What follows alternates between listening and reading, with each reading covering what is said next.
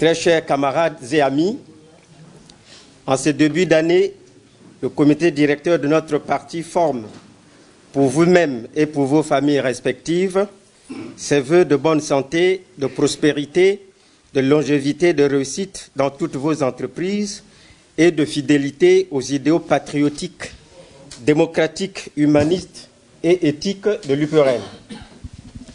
Nos convictions ne sont pas modélables en fonction des circonstances. Notre parti est régi par l'éthique de la conviction dans un esprit de responsabilité. Cette éthique est essentielle dans cette période d'incertitude et de doute. C'est dans les épreuves que l'on reconnaît la solidité des relations. Dans ce Congo marqué par une fâcheuse tendance au vagabondage politique et à l'esprit de facilité, et qui paie, ce qui paie, disais-je, c'est la ténacité et la fidélité à ses convictions. Comme disait Albert Camus, je cite, « La souffrance use l'espoir et la foi ». Fin de citation. Ensemble, faisons renaître l'espoir chez les Congolais, aujourd'hui déboussolés et quelque peu résignés. L'année 2018 a été une année catastrophique pour le peuple congolais en général, les couches moyennes et les couches les plus défavorisées en particulier. Fonctionnaires émargeant au budget de transfert, étudiants, retraités de la crève, chômeurs, jeunes sans emploi, personnes vivant avec un handicap, malades grabataires, veuves sans revenus, filles mères, orphelins du sida, enfants abandonnés, etc., etc. Insensible à la détresse de ces damnés du Congo, le pouvoir a fait preuve d'une incapacité notoire et n'a pas pris des mesures concrètes et immédiates pour sortir le Congo de la très grave crise financière, économique, sociale, politique, sécuritaire et électorale qui étrangle notre pays comme un boa constrictor.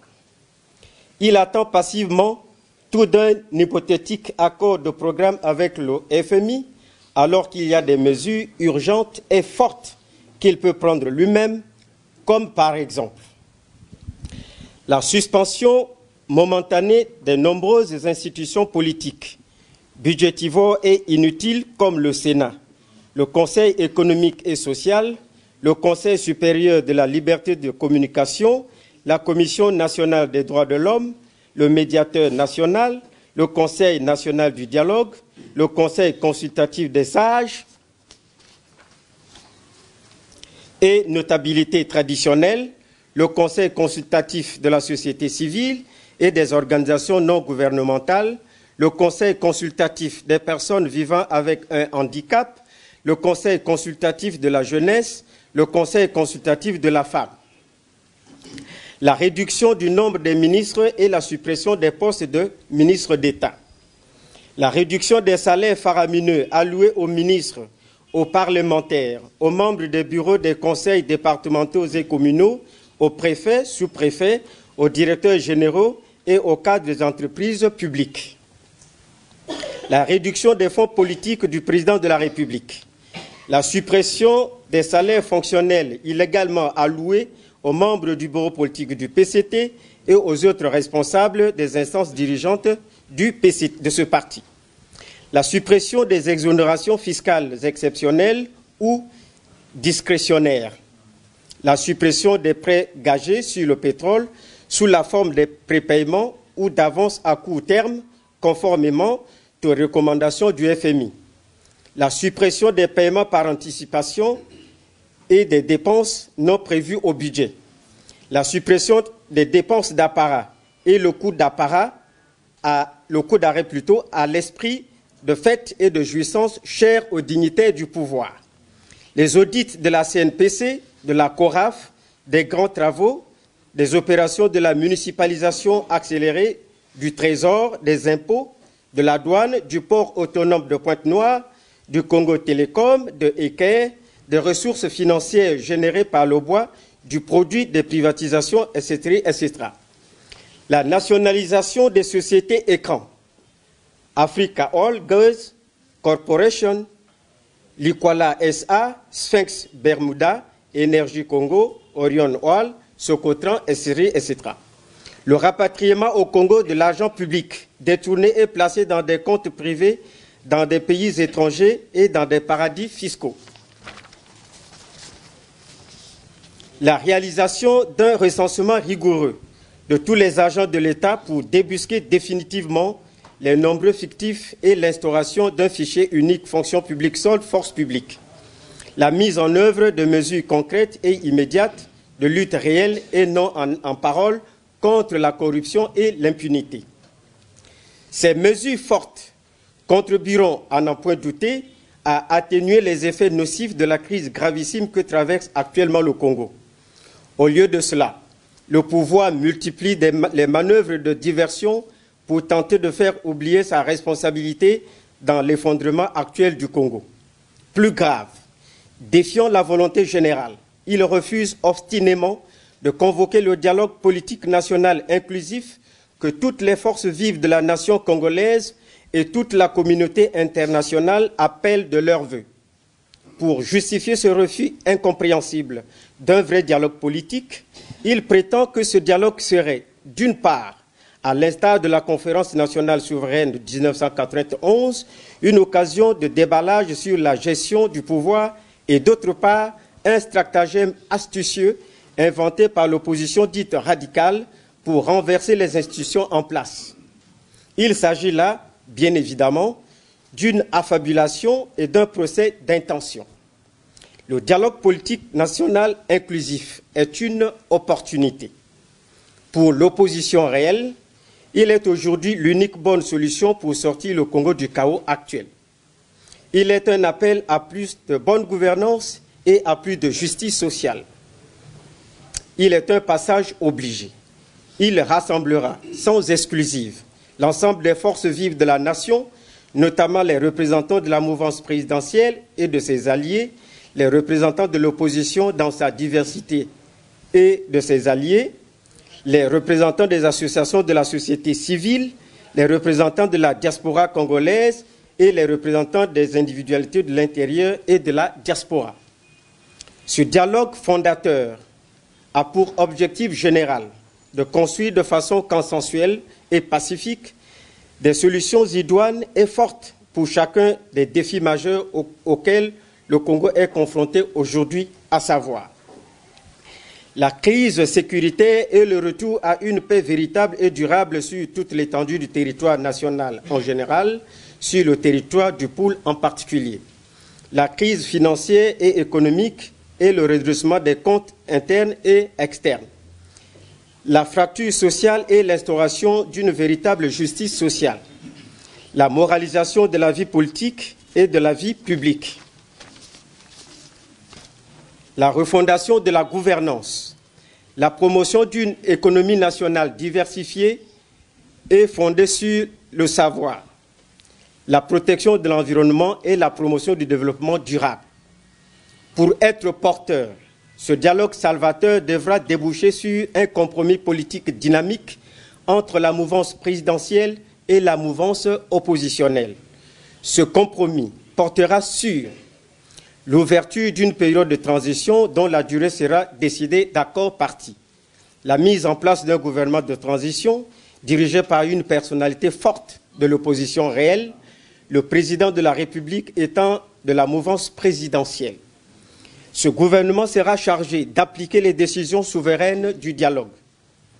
La mise en place d'un parlement de transition à une seule chambre composée de façon paritaire des représentants de la mouvance présidentielle et alliés et des représentants de la mouvance oppositionnelle et alliés. Ce Parlement sera chargé de voter les lois nécessitées par l'application des décisions du dialogue, de contrôler l'exécution des décisions en tirant les leçons des actes de la Conférence nationale souveraine qui n'ont jamais été appliqués et de servir le peuple congolais et non pas les intérêts égoïstes de ses membres. La mise en place d'une charte de la transition, c'est-à-dire d'un nouveau cadre institutionnel et juridique devant régir la période de transition. La signature par chaque partie prenante d'un engagement solennel à respecter la parole donnée et les engagements pris. Dans un souci d'équité, le dialogue politique national inclusif devra être fondé sur les principes de la participation équitable et de l'égalité de traitement des acteurs politiques de la mouvance présidentielle et alliée et de ceux de la mouvance oppositionnelle et alliée. Dans cette perspective, le nombre des représentants de la mouvance présidentielle sera rigoureusement égal au nombre des représentants de la mouvance oppositionnelle. Nous l'avons dit et écrit 1001 fois. Le dialogue inclusif est le sésame pour sortir le Congo de la crise actuelle. L'année 2019 doit être une année décisive pour le Congo et son peuple. C'est pourquoi la nouvelle année doit obligatoirement être l'année du dialogue politique national inclusif, porteur d'un avenir meilleur pour le Congo et pour son peuple. C'est en écoutant et en satisfaisant les besoins des Congolais que le pouvoir pourra sortir notre pays de la crise actuelle. Pour paraphraser Albert Camus, je cite, « La vraie générosité envers l'avenir consiste à tout donner au présent. » Fin de citation. Soucieux de contribuer au redressement national, le comité directeur de l'UPRN exhorte toutes les structures du parti à se mobiliser massivement et activement aux fins de contribuer avec les autres forces politiques et sociales nationales œuvrant pour une alternance politique et pacifique, démocratique et pacifique au Congo, à la construction d'un nouveau rapport de force politique pour contraindre le président de la République à convoquer sans délai ce grand rendez-vous du Congo avec l'histoire. Bonne et heureuse année pour le comité directeur, le premier secrétaire national, Mathias Don. Je vous remercie.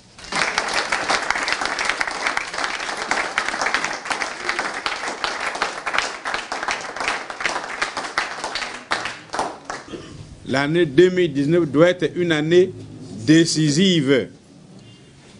Décisive sur quel plan? Sur le plan d'abord de notre propre organisation, de notre mobilisation et de la mobilisation du peuple. Parce que la fin, c'est la construction d'un rapport de force qui oblige le pouvoir à tenir compte de la parole du peuple. C'est-à-dire la convocation d'un dialogue national inclusif qui réunira toutes les forces vives de notre pays. Ce dialogue-là, ce n'est pas une vue de l'esprit. C'est parce que nous voulons que la crise de notre pays soit réglée sans effusion de sang. Regardez que le pouvoir refuse d'aller au dialogue et que la situation continue de plonger. À un moment donné, qu'est-ce qui va se passer? Celui qui a faim n'a point d'oreille. C'est pas vrai? Il va y avoir des explosions partout. Mais comme ce pouvoir-là, ce pouvoir n'a qu'une seule stratégie, c'est tuer. C'est pas vrai? Oui. Regardez notre pays. Il est énormément inondé d'armes. Les armes sont commandées tous les jours. Ce pays n'a plus d'armée. L'armée, c'est quoi? Les différentes milices. Celles qui entourent Brazzaville, regardez autour de Brazzaville les milices qu'il y a. Les bunkers de garde d'armement pour les miliciens à l'intérieur du pays. En plus de cela, vous avez les mercenaires, ils sont nombreux. Nous avons toujours dit ça. Les Rwandais, les Tchadiens, les Angolais, les Centrafricains et, vous ajouterez, les Ukrainiens qui viennent piloter les hélicoptères pour tuer. Vous ajouterez les Israéliens qui viennent pour entraîner les miliciens. Vous ajouterez les Libanais, pas n'importe quel Libanais, le Hezbollah, qui fait la guerre en Syrie, qui est une organisation terroriste partout, et qui se bat avec les passeports congolais, s'il vous plaît. Voilà le pays dans lequel nous vivons.